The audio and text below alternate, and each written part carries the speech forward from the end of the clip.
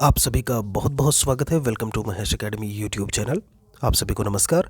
जैसा कि आप सभी को अच्छी तरीके से ज्ञात होगा, जब हम केंद्रीय विद्यालय के आपके सिलेबस को लेकर के बात करें, वो भी आपका पर्यावरणीय विज्ञान का, तो यहाँ पर हम आपका जो थ्योरी का सेशन है, या थ्योरी के जो भी आपके सिलेबस के हिसाब से जो भी कंटेंट है वो हम यहाँ पर प्रोवाइड करा रहे हैं। अभी तक हम बता दें, प्रीवियस वीडियो में जो हमने बात की थी उसमें हम वाटर के बारे में, जल क्या होता है आपका, उसके बारे में बात कर रहे थे। कल हमने बताया था आपको इकोलॉजिकल पिरामिड के बारे में। आपको प्लेलिस्ट में वीडियो मिल जाएगी। इकोलॉजिकल पिरामिड में 3 प्रकार के पिरामिड कौन कौन से होते हैं। जब हम जैव भार पिरामिड की बात करते हैं, संख्या पिरामिड, साथ में ऊर्जा पिरामिड, तो तीनों के बारे में चित्रात्मक प्रस्तुतिकरण हमने करके वहाँ पर बताया हुआ है। 25 मिनट का वीडियो है, उसे भी आप ज़रूर देखिएगा अपने कॉन्सेप्ट को क्लियर करने के लिए। यहाँ पर आज का हमारा टॉपिक है वाटर पॉल्यूशन, जल प्रदूषण। काफ़ी कुछ सवाल यहाँ से भी आपके बनते हैं, पूछे जाते हैं।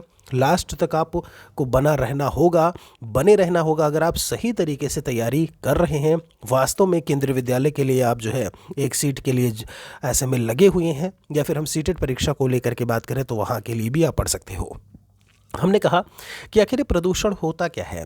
तो प्रदूषण ऐसी चीज़ें होती हैं, खासकर जैसे अगर मैं बात करूं जल प्रदूषण, तो ये कहते हैं कि जो हमारा वाटर होता है, अगर उसमें कोई भी आपका डेंजरस कोई भी तत्व, कोई भी एलिमेंट जो हानिकारक हो हमारे लिए, जो हमारे लिए सही ना हो, और ऐसी चीज़ें जो हम नहीं चाहते, उसे हम अवांछित बोलते हैं। वांछनीय मतलब होता है जिसे हम चाहते हैं, अवांछित मतलब जिसे हम नहीं चाहते हैं। ठीक है, तो ऐसी चीज़ें अगर आ करके हमारे जल में मिल जाती हैं तो उसे ही हम जो है जल प्रदूषण के नाम से जानते हैं। इससे जल की गुणवत्ता जो है, या गुणात्मकता जो है, वो घट जाती है। जो गुणवत्ता है, जो क्वालिटी है, ऑब्वियसली वो डाउन होगी।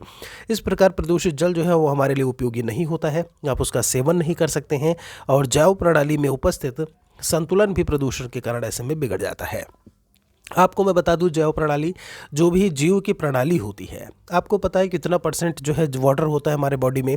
इसके पहले हम आपको वाटर के तहत सब बता चुके हैं, वो आपने देखा।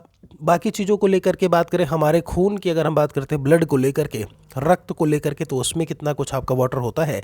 तो अगर वाटर ही कंटेमिनेटेड है आपका, वो अगर प्रदूषित है, तो फिर ऐसे में जितनी भी कार्य प्रणाली होगी वो कहीं ना कहीं डिसबैलेंस होगा, उनमें कहीं ना कहीं हमें गड़बड़ी देखने को मिलेगी, संतुलन उनमें देखने को नहीं मिलेगा।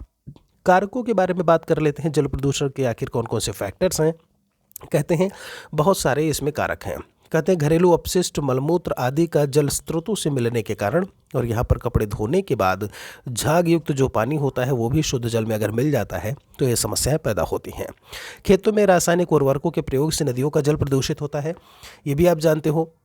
जैसे हम डीडीटी का छिड़काव वगैरह कर रहे होते हैं तो खतरनाक वो आपके रसायन, और ऐसे में वो पानी में अगर मिलते हैं, आपको मैं बताने वाला था कि क्या होता है यूट्रोफिकेशन, ऐसे में सुपोषण की बात करें, बायोमैग्निफिकेशन क्या होता है, जैव आवर्धीकरण, बायोलॉजिकल ऑक्सीजन डिमांड क्या होता है। तो आप अगर चाहते हैं कि इन पर वीडियो एक आए तो कमेंट में ज़रूर लिखिएगा। ठीक है, यहाँ पर एक टिप्पणी, एक कमेंट ज़रूर कर दिया करिए, जिससे हमें अच्छा लगे, हमें लगे कि आप यहाँ पर वीडियो में इंटरेस्ट ले रहे हैं, आपको चीज़ें अच्छी लग रही हैं। आगे कहते हैं खरपतवारनाशी और कीटनाशी आदि का इस्तेमाल भी जो है वो जल प्रदूषण के लिए रिस्पॉन्सिबल है, जिम्मेदार है। औद्योगिक अपशिष्ट जैसे कारखानों से निकलने वाला जो कचरा होता है, रसायन होते हैं, गर्म जल आदि के कारण भी क्या होती हैं, समस्याएं पैदा होती हैं। जो हमारा वाटर है वो पॉल्यूट हो जाता है, पॉल्यूटेड हो जाता है। जल स्रोतों में मृत जीव जंतुओं के अवशेष मिलने से, आप देखते होंगे नदियों की बात करें तो प्रवाहित कर दिया जाता है। अलग अलग धर्मों की बात की जाए तो किन्हीं धर्म की बात करें तो ऐसे में क्या होता है आपका कि जो बॉडीज़ होती हैं उनको ऐसे ही जो है वो पानी में छोड़ दिया जाता है। आप देखते होंगे जब हम और जीव जंतुओं को लेकर के बात करते हैं तो उनके अवशेष भी अगर पानी में ऐसे में मिल रहे हैं तो वो कहीं ना कहीं पॉल्यूशन पैदा करते हैं, प्रदूषण पैदा करते हैं। कभी कभी अमोनिया की मात्रा से बढ़ने से भी जल जो है वो प्रदूषित हो जाता है। और यहाँ पर कहते हैं कि नदियों और तालाबों आदि के प्रदूषक स्तर को हम BOD में मेज़र करते हैं। सवाल यहीं से बनना शुरू हो गया, ध्यान रखिएगा। क्या कहते हैं आपके, जब हम नदियों की बात करते हैं, रिवर्स को लेकर के, पॉन्ड्स को लेकर के, तो उनके प्रदूषक स्तर या प्रदूषण स्तर की मेजरमेंट कैसे होती है, तो BOD से होती है। बायोकेमिकल या बायोलॉजिकल जो भी है, ऑक्सीजन डिमांड बोलते हैं इसे, क्योंकि प्रदूषणकारी तत्वों के कारण जल में ऑक्सीजन की मात्रा घट जाती है। वही है कि आपने खेतों में DDT का छिड़काव किया, वो पानी के साथ में बह करके कहाँ चले गए, तालाबों में। यूट्रोफिकेशन, सुपोषण वाली प्रक्रिया मिली। बायोमैग्निफिकेशन, वहाँ पर जैव आवर्धीकरण हुआ। जो भी आपके फाइटोप्लैंक्टन थे, या फिर हम अगर बात करें जलीय जो आपके पेड़ पौधे थे, उनकी वृद्धि हुई।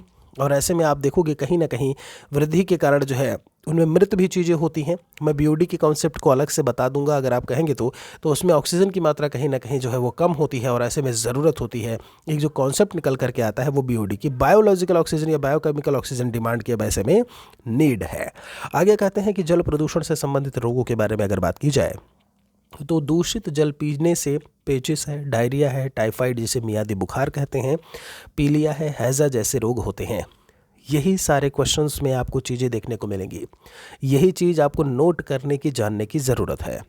जल में विशेष धातुओं के मिल जाने से भी कई बीमारियां होती हैं, जैसे जल में अगर पारा घुल जाए, ये सवाल बहुत पूछा जाता है।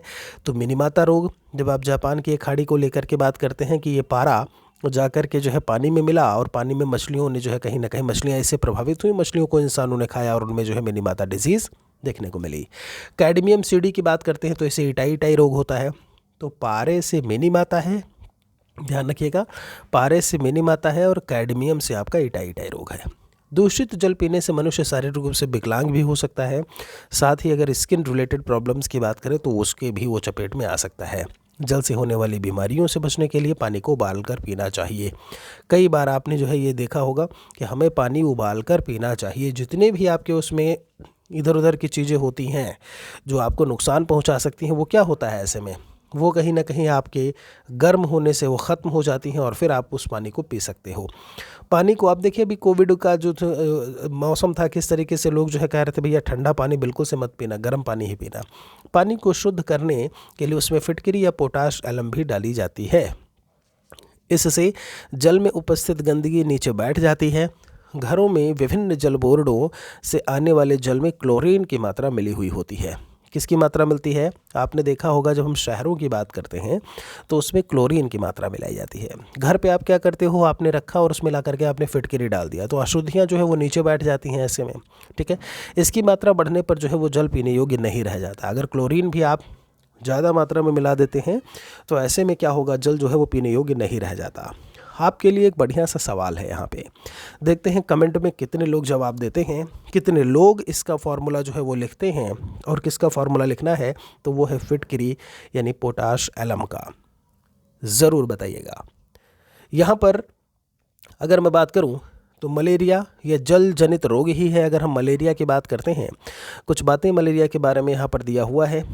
कहते हैं मलेरिया का प्रकोप उन क्षेत्रों में अधिक होता है जहां वर्षा का जल एकत्रित हो जाए और वहां की जलवायु में जो है ह्यूमिडिटी की मात्रा देखिए पानी भी एकत्रित हो रहा है और वहां की जो क्लाइमेट है वो भी आपकी ह्यूमिड हो।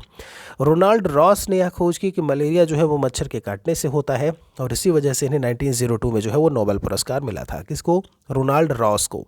आप पेडागोजिकल इश्यूज़ के क्वेश्चन उठा करके देखिएगा, एक एक चीज़ें आपको यहीं से देखने को मिलने वाली हैं, ठीक है। क्योंकि यही 6 थीम्स आपके हैं, 6 जो आपके प्रकरण दिए हुए हैं ना ईबीएस में, यही का पूरा आपका सीटेट का दिया हुआ है सिलेबस में और वही चीज़ कहीं ना कहीं हम यहाँ पर आपका कंप्लीट करवा रहे हैं। सर्वप्रथम इन्होंने ही बताया था कि मलेरिया जो है वो मादा एनोफिलीज मच्छर के काटने से होता है। ये सवाल भी है, नर नहीं होता है, ये मादा एनोफिलीज मच्छर है। मलेरिया में कपकपी के साथ तेज़ बुखार और पसीना आता है। किसी व्यक्ति विशेष को मलेरिया है कि नहीं इसकी जांच जो है वो खून की जांच के आधार पर की जाती है, ये भी सही है। इलाज के लिए किसकी छाल का इस्तेमाल करते हैं? सिनकोना की छाल का इस्तेमाल करते हैं, ठीक है। एक पौधा, उसकी छाल जो होती है, बार्क, उसी को हम यूज़ में लेकर के आते हैं, मेडिसिन बना करके फिर हम यूज़ में, मतलब आपका जो मलेरिया के उपचार में यूज़ में लाते हैं।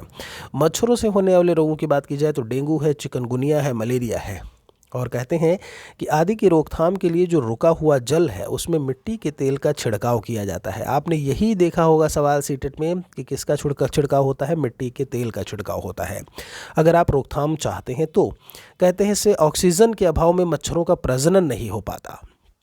उसमें कई सारे ऑप्शन आपको मिलेंगे कि मिट्टी का तेल का छिड़काव करते हैं, क्यों करते हैं? तो वो इसलिए करते हैं कि ऑक्सीजन के अभाव में जो मच्छर होते हैं रिप्रोडक्शन की बात उनमें हो नहीं पाती है और ऐसे में क्या होगा, जब रिप्रोडक्शन नहीं होगा तो जो है वो ख़त्म हुए, उसके आगे कोई आया ही नहीं। लोगों में जागरूकता फैलाने के लिए पानी एकत्र ना होने देने को प्रचारित भी किया जाता है। यही कहा जाता है कि आप कभी भी पानी को, जो आपका कूलर वगैरह होता है उसमें अक्सर पानी छूट जाता है, उसको कभी जमा ना होने दें। जल प्रदूषण को रोकने के कुछ उपाय के बारे में भी इन्होंने यहाँ पर बताया हुआ है। क्या क्या कहते हैं आपके नदियों और तालाबों में जल शुद्धिकरण के लिए गंगा शुद्धिकरण अभियान योजना के का संचालन, घनी आबादी की संश्लेषित मलमूत्र आदि की निकासियों की उपलब्ध व्यवस्था बोला हुआ है। संश्लेषित मतलब जो सिंथेसाइज्ड हो, आप समझ रहे हैं। जैसे आपका कचरा जो होता है, अगर उसे सही तरीके से हम निष्कासित कर लें, सही तरीके से उस कचरे को भी हम यूज़ में लेकर के आए, तो कहीं ना कहीं उससे हम एनर्जी पैदा कर सकते हैं, है ना, ऊर्जा बिजली जो भी है आप पैदा कर सकते हैं। नदियों में शव प्रवाह व अस्थि विसर्जन जैसी परंपराओं का वैधानिक तरीके से उस पर रोक लगाई जाए। जो आपके कारण हैं अगर उन्हीं को हम बचा लें, कारक जो फैक्टर्स होते हैं कि वायु प्रदूषण को पैदा कौन करता है, अगर उन्हीं को हम सुधार लें तो फिर हमारा जो ये प्रदूषण की बात हो कहीं ना कहीं कम हो जाएगा, काफ़ी हद तक कम हो जाएगा। व्यर्थ पदार्थों की बात करें, मल है, गोबर है, इसे बायोगैस और कृषि उपयोगी जो है खाद बनाना, तो ये जो भी है इनसे हम खाद बना लें, ऐसे में तो हमारे खेती में यूज़ में आ जाएगा। पेयजल स्रोत के उपरांत नहाने के परिवेश में स्वच्छता रखना और नदियों और तालाबों या जल स्रोतों की जो भी बात करें उनको स्वच्छ रखना, पशुओं के स्नान और मल विसर्जन पर रोक लगाना, ये सारी बातें इनमें दी हुई हैं। ठीक है, वही चीज़ें हैं जो कारक हैं, अगर उन पर हम काम कर लिए तो काम हो जाएगा। गंदे नालों जल हैं, इन सभी को क्या बोला इन्होंने, तालाबों में मिलाने से पूर्व रासायनिक विधियों से उन्हें साफ करना। जनमानस में जल प्रदूषण के लिए अभी जागरूकता भी बहुत बड़ी चीज़ है। आप अगर जागरूक ही नहीं हैं तो आप वो काम करेंगे ही नहीं, तो आपको पहले ये बताना ज़रूरी है कि इनसे नुकसान क्या कुछ हो सकते हैं, और अगर हमने सही तरीके अपनाए तो उनसे फ़ायदे क्या क्या हमें या हमारे शरीर को, हमारे समाज को, हमारे लोगों को हो सकता है। जल संरक्षण की बात की जाए, यहाँ पे जल अमूल्य है, बिल्कुल सही है। एक ऐसी चीज़ जिसका कोई मूल्य नहीं है, जिसके बिना पृथ्वी पर जीवन जो है वह असंभव है, यानी जल ही जीवन है। बहुत पहले से आप पढ़ते आए होंगे इस चीज़ को, है ना, जानते भी होंगे। जल का वितरण असमान है और उसका सिर्फ 1% भाग ही मानव के लिए उपयोगी है। कितना परसेंट भैया? 1% ही है जो आप अपने उपयोग में ला सकते हो। ऐसे तो 71% मिल रहा है, लेकिन वो इतना खारा है, इतना आपका सैलाइन वाटर है कि आप उसे अपने यूज़ में नहीं ला सकते।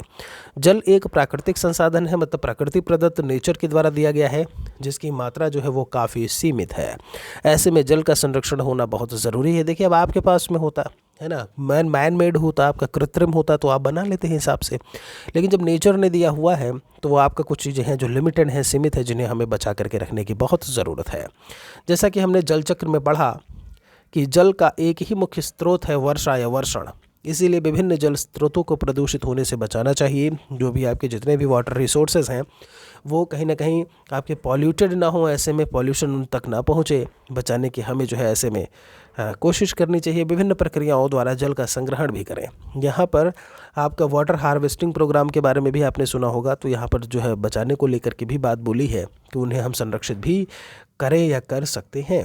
यहाँ पर आपसे कहते हैं प्राचीन समय में, अब सवाल यहाँ से बनता है, प्राचीन समय से ही वर्षा जल को संरक्षित करने की अनेक विधियाँ जो है वो देखने को मिलती हैं।